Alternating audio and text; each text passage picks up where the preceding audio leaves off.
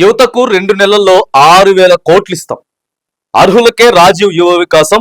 ప్రతి నియోజకవర్గంలో 4-5 వేల మందికి లబ్ధి. CM Revanth Reddy. Sir super ఇది. కానీ మరి ఇది అవుతుందా? జూన్ 2వ తారీఖు వరకు నిజంగానే 4-5 వేల మంది కంటే నియోజకవర్గంలో మామూలుగా కాదు.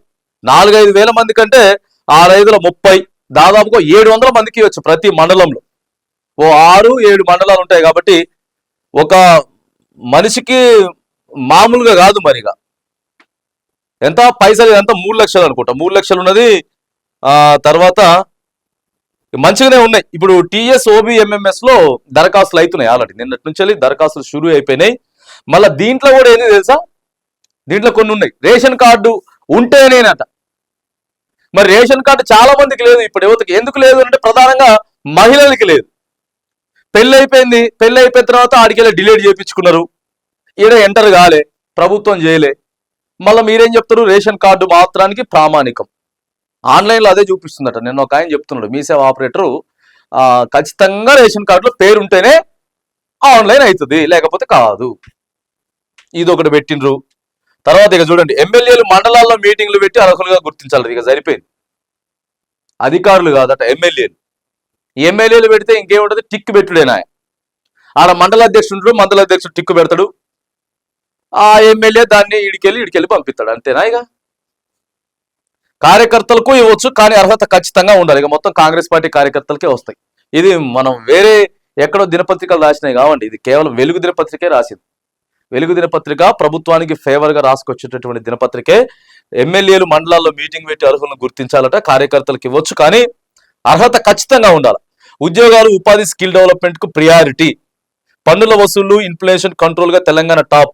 దుబారా తగ్గించి ఆదాయం పెంచుతున్నాం. 2 మంత్రులను తీసేస్తే పాలనపై పట్టున్నట్ట, అందరినీ సమన్వయం చేసుకొని పాలన చేస్తున్నట్ట అని ప్రశ్న. రాజీవ్ యువ వికాసం పథకం అప్లికేషన్లు అయితే ప్రారంభం అయిపోయినాయట. జూన్ 2వ తారీఖు మళ్ళీ తెలంగాణ మనకి సాధించుకున్నటువంటి రోజు ఏదైతే ఉందో ఆ రోజే ఇస్తారట. దాదాపు 6,000 కోట్లట. మరి ఇదైనా సరే చక్కగా ఇస్తే సరే, మీ కార్యకర్తలు కానీ ఇచ్చుకోండి, కొంతమందికి ఇచ్చుకోండి. ఎందుకంటే వాళ్ళు కూడా అర్హత ఉన్నోళ్ళే, వాళ్ళు నిరుద్యోగులే కాబట్టి రైట్, ఇచ్చుకునేటటువంటి ప్రయత్నం చేయండి.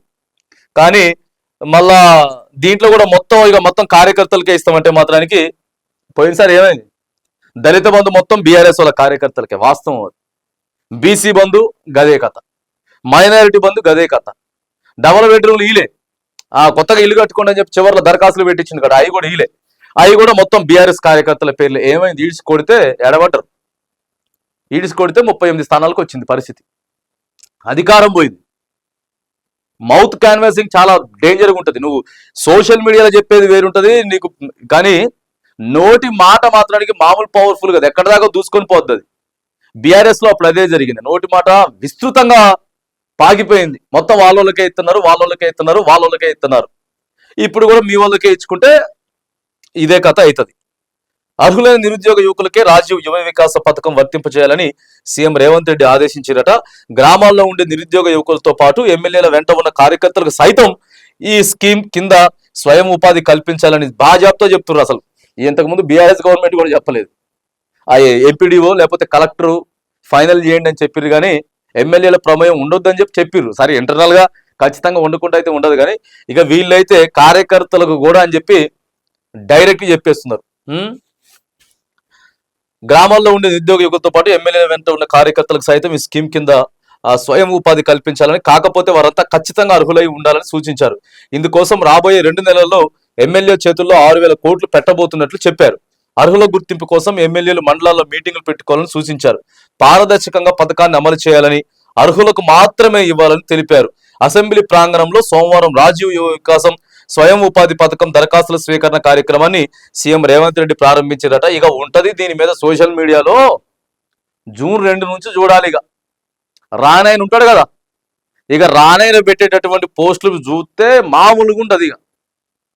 ఇక అది వేరే లెవెల్లో కొత్త పథకం ప్రారంభించిర్రు అని అంటే ప్రభుత్వానికి ఖచ్చితంగా పెద్ద తలకాయ నొప్పే. నువ్వెంత చేసినా కూడా ఆడ సాటిస్ఫై చేయలేవు. కాబట్టి అదే అర్హుడు రైట్ ఇవ్వచ్చు. అప్పుడైతే ఇతో మిగతా వాళ్ళు మాట్లాడరు.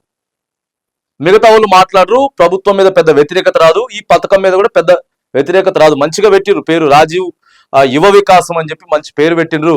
మరి చూడాలి, ఎందుకంటే ఇచ్చిన హామీలన్నీ ఒకదాని తర్వాత ఒకటి చెప్పుడే అవుతుంది కానీ ఇచ్చింది అయితే లేదు కదా. మరి ఒకేసారి ఇంత డేర్ స్టెప్ వేసిండ్రు. ఇప్పుడు ఎంత మార్చి, ఏప్రిల్, మే, జూన్ 3 నెలల్లోనే 6,000 కోట్లు ఇస్తారట. 6,000 కోట్లు ఇస్తారు. ఓబిఎంఎంఎస్ లో అప్లికేషన్ల దరఖాస్తులు అయితే అవుతా ఉన్నాయి. టీఎస్ ఓబిఎంఎంఎస్ లో వెంటనే దరఖాస్తు అయిపోద్ది. మరి దరఖాస్తులు అయితే చేసుకోండి. యువత ఎవరెవరైతే ఉన్నారో, ప్రధానంగా నిరుద్యోగులు ఎవరెవరైతే ఉన్నారో మరి మీరంతా కూడా దరఖాస్తులు అయితే పెట్టుకోండి. మరి చూడాలి ఈ పథకాన్ని ప్రభుత్వం ఎట్లా ముందుకు తీసుకుపోతుంది, ఎంతవరకు సక్సెస్ఫుల్ అవుతుంది, సో ఎంతవరకు ఇది అవుతుంది అనేది మాత్రానికి చూడాలి.